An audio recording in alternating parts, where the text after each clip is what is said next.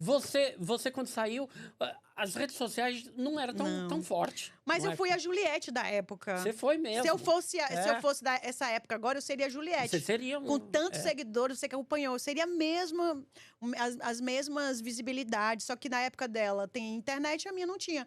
E a minha era tempo do Orkut, né? Você tinha comunidade do Orkut de monte. Orkut, não tinha nenhum Facebook ainda.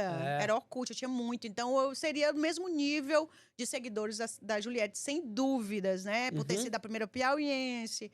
Porque foi algo novo para todo o Nordeste. Então, o Nordeste me elegeu quase ali, né? Sim. Se você saísse candidata naquela época, você já não é... Mas não era meu propósito. Por quê? Porque eu não tinha meus projetos sociais ainda. Porque eu ainda não tinha amadurecido. Porque quando você entra na política, a política não é para amadores. Certo. Tá entendendo? Então, assim, você tem que sentir o seu propósito. É algo mais forte do que você imagina.